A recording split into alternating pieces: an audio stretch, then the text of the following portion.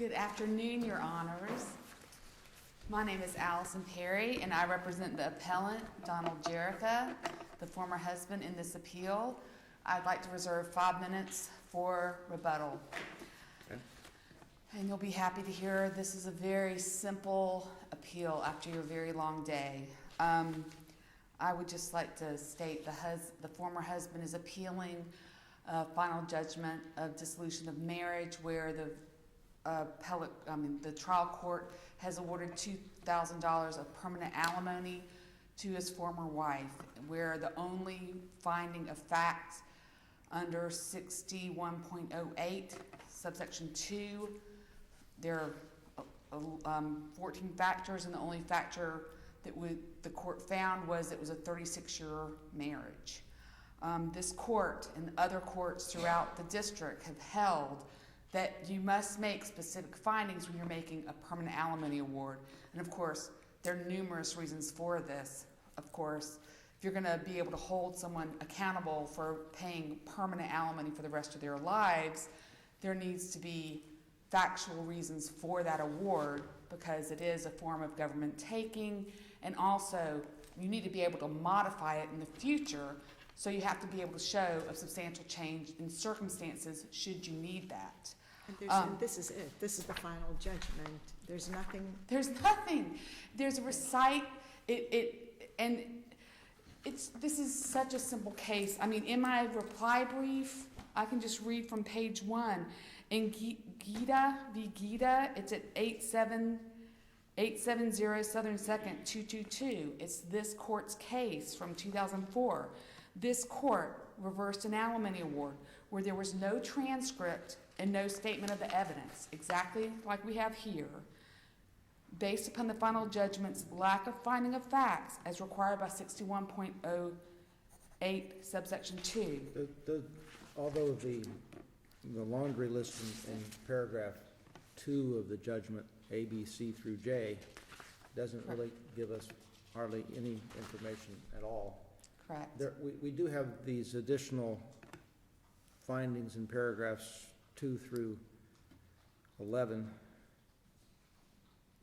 that at least relate a bit to alimony decisions, I wonder. And it's oddly laid out, but is this enough for the findings to be supported in the absence of a transcript in all of this? Absolutely not, unless this court's prepared to change the law of this court, and it doesn't.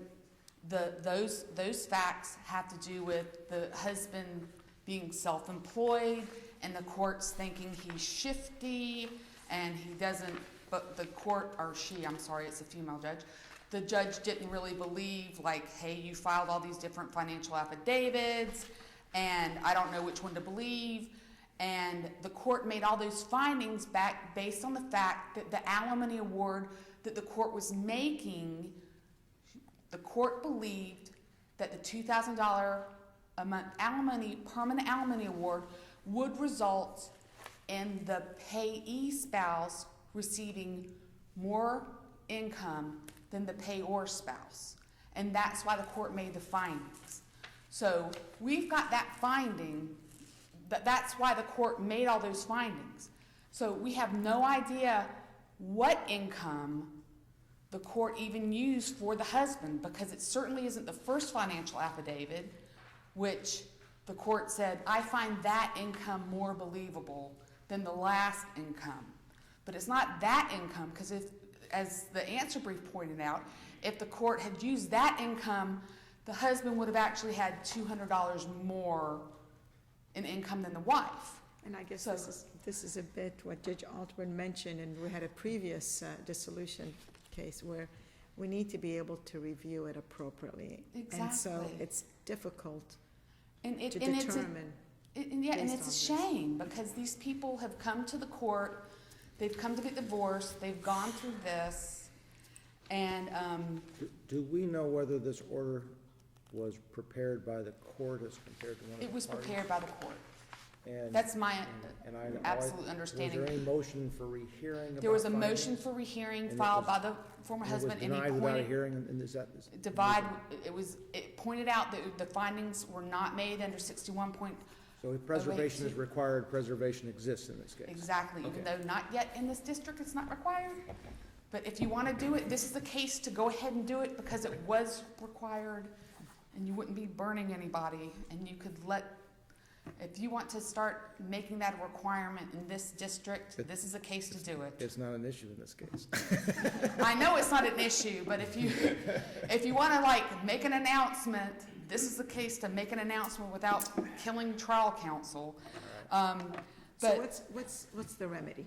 the remedy, unfortunately, the remedy is, in this case, the permanent alimony award happened to be exactly what the temporary alimony award was.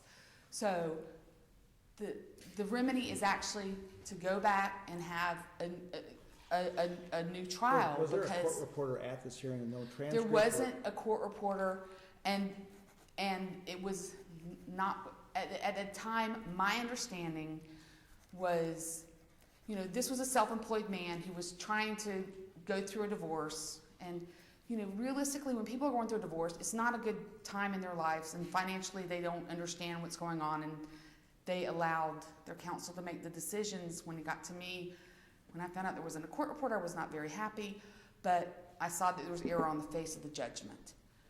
Okay. But the remedy is to get a new hearing.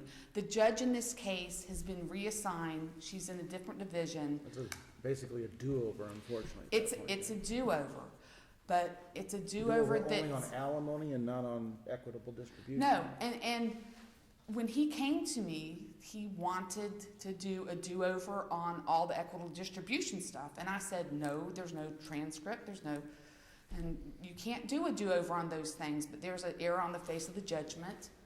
I'm not going to do a statement of the evidence and try to get your equitable distribution done because it's just not going to work. This as far as a permanent alimony obligation for the rest of your life and her life, it needs to be fair and equitable. That's why the judge is required to go through all the factors and analyze them and put it out there and put the facts out there. So when a new judge comes in, when someone needs a modification, one, it's a primary award, the first award, to determine what really is fair and equitable. And then two, when someone needs a modification, how can we tell how the facts have changed? What is a substantial change in circumstances? Well, we got to know what the facts were at that time. So this is, I just think this is a very clean-cut case where there needs to be a remand with a new hearing and with a court reporter. Okay. So, Let's hear from the other side. thank you, Your Honor.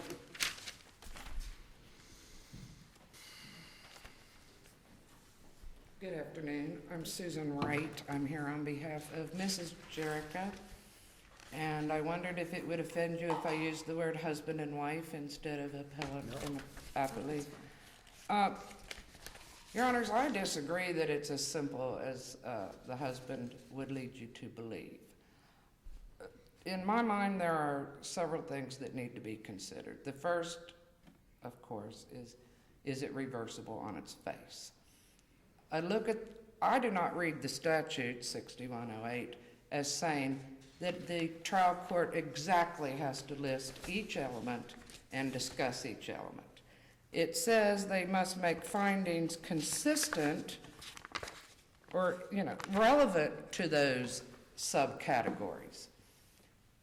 The trial judge here made sufficient, and I think made it extremely clear, what she was doing. Ms. Rickes, and if I may, and I appreciate your position, but what concerns me about this, as you know, in family law cases, once a final judgment, it's great. Then wait a few months, then poof, acrimony. Something brings it back. Then you need to be able to look on this face of the final judge. Okay, what has happened here? If I look at this, there's nothing here about need, ability to pay. There's nothing about all of the factors. The judge parrots the statute, which is commendable, but needed to put in more facts, so for us sitting as a reviewing court to determine did the judge do this correctly, that's where I'm struggling with. I don't disagree that it would be the better practice to list each one and go through them in detail. My argument is it is not required by law. Did both of these people have counsel below? Yes, they did. Okay. My reading of, which wasn't me, just so you know, so I know nothing except what's in the court file. Well, I know that in your reply brief, you referred to the financial affidavits that were filed, and through, upon review of that, we could have then calculated and determined what the judge was thinking at the time that he concluded $2,000 per month in alimony, but I can't tell from the face of this order what her need was, nor can I determine how $2,000 a month was determined to be adequate to meet her needs. I looked at paragraph 4A, 1 through 11, and I thought, well, what would happen if you took those factors and then just put them in section 2, paragraph 2, reasons for alimony? Would that be sufficient? Could I give this a meaningful appellate review if I just transferred those back into this section? I don't think that I can. Help me out. I'll try. It's our position it is not reversible on its face, of course. And then we move on to, if you think it's reversible or believe or find it to be reversible, is it harmless error or not harmless error? It's our contention that if there was error, it was harmless error. And when I read the harmless error statute, section 59, whatever it is, it indicates that the appellate court should rely on the entire case to make its decision whether error was harmless. And I do have a case I cited in my brief.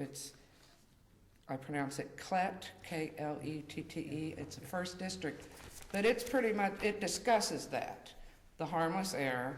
Can you pull, if you look at the entire case, which you can't because there was no court reporter, but you can certainly look at the rest of the documents in the court file.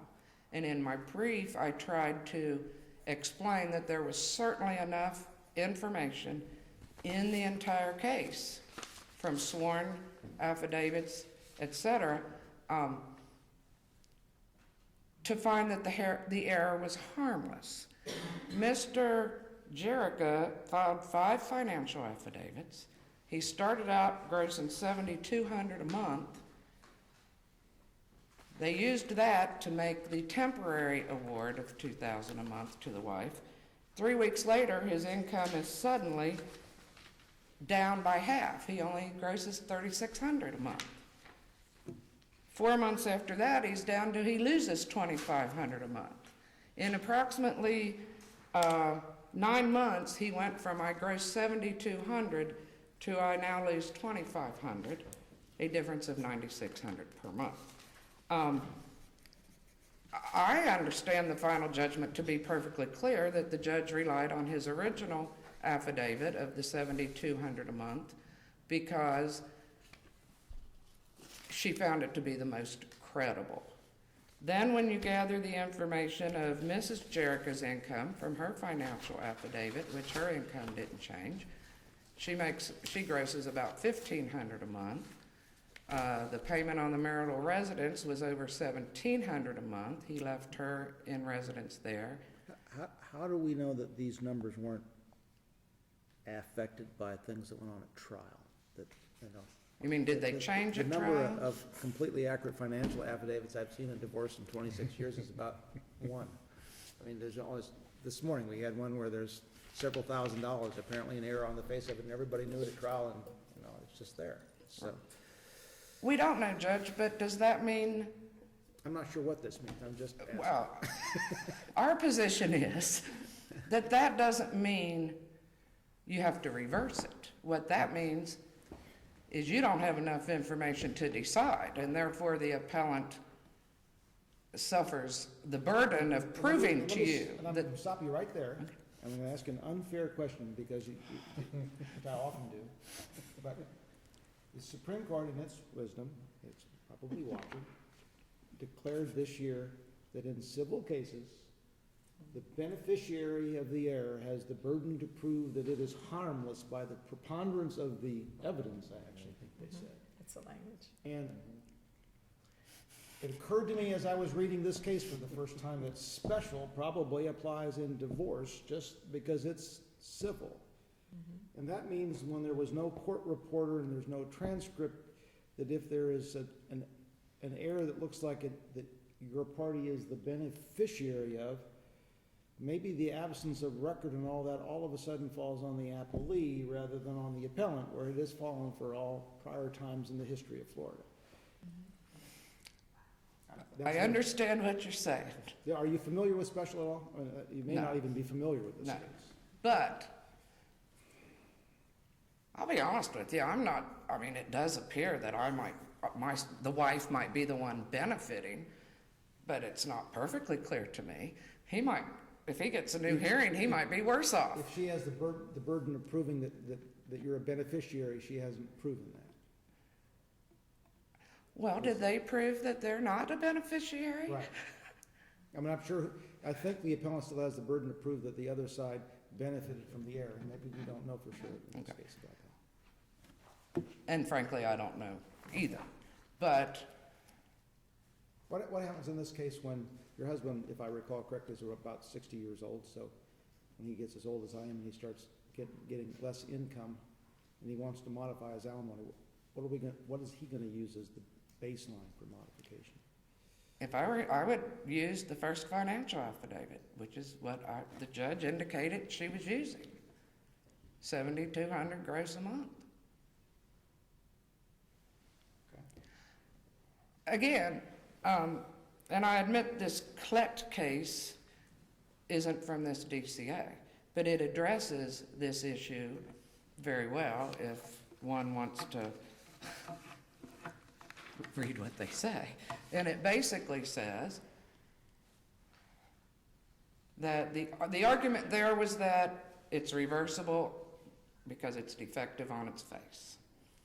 The Klett court said, well, you're saying that harmless error doctrine doesn't apply here, that it's defective on its face, therefore it's reversible. You know, that's it.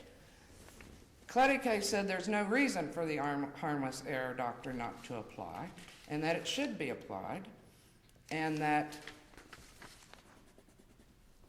if it can't be applied or can't be figured out, then the court just can't make a review, can't make a decision, and they didn't make a decision.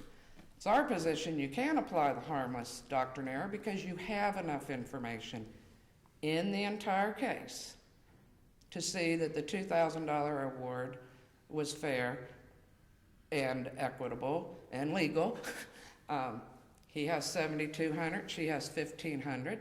They'd been living in this marital residence that cost more than that. She'd never made more money. And again, I wasn't there. I gleaned all this straight out of the file, the court file only. She's worked outside the home, but she's never had any skills other than she worked at Kmart, now she works at a racetrack as a clerical employee. He's the one with the skills. She's the one that's been married to him for 36 years. He's the one that is messing around with what his income is. And it was mentioned earlier that the judge acknowledged that she actually left Mr. Jericho with less money than the wife. And when I read that to mean under his most recent financial affidavit, that would be the case. It is clearly not the case if she's using his first. She's leaving him $200 a month more before his tax benefit of paying alimony comes into effect. So it's our position, A, It's not reversible on its face because he made sufficient findings, she made sufficient findings relevant to the statute. B, if it is erroneous, it's harmless. C, if it is error and it's not harmless, the proper remedy is to send it back for findings, not for a complete new hearing. Judge Porter sat through the hearing. She's certainly competent to make findings without a completely new hearing. Thank you. Thank you. Ms. Gray? Hello again, Your Honors. If this court believed that all you had to do when findings were not made under 61.08 subsection 2, when an alimony award was made or was not made, and the findings were not made, and the court could say, well, just go look at the financial affidavits that were filed and that were submitted, then we wouldn't have the opinions that this court has issued. Because there's something called mandatory disclosure, which requires these financial affidavits to be filed and produced and put into the court file, and they're always entered into evidence during the final hearing. So to say that, hey, we can just go look at the financial affidavits and piecemeal a final order together and figure out all these all these findings through looking at all these different financial affidavits is ridiculous, because this court wouldn't have issued repetitive opinions like the Farley opinion that was issued by this court in 2001 and the Feger opinion that was issued in 2003. They're both cited in my brief. And then the 5th DCA and the 4th DCA has opinions, and the 3rd DCA has opinions. They require written findings of facts. Is this first district case in conflict with these cases? Yes, but we don't follow the 1st DCA. Are we supposed to recognize that conflict? If you would like, but I want you to follow your own opinions because they're better. And especially the Gita case, which is directly on point on all fours. This is a case where there's no transcript and there was no statement of the evidence, and where the only finding of fact that was made was the length of the marriage. Exactly this case.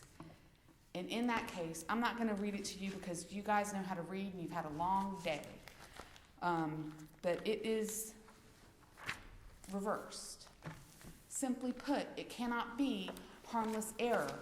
How can you know that this is the right alimony award when you don't know how much she makes, how much she needs, how much he makes, how much he needs? How can it be harmless error when you don't know how you can ever modify it in the future? How could you ever know what a substantial change in circumstances are or will be when you don't know what the facts are? Is the future judge in a modification proceeding supposed to go through the file and say, well, I think the judge might have used this financial affidavit. I think that might have been what the judge was referring to. That's not what this court wants. This is a lifelong financial obligation for this man. It needs to be fair and just, and that's what this court has always done. And I ask you to reverse, and it needs a new trial, unfortunately. Thank you. Okay. Thank you all. That concludes our docket today, so court is adjourned. Thank you. Thank you.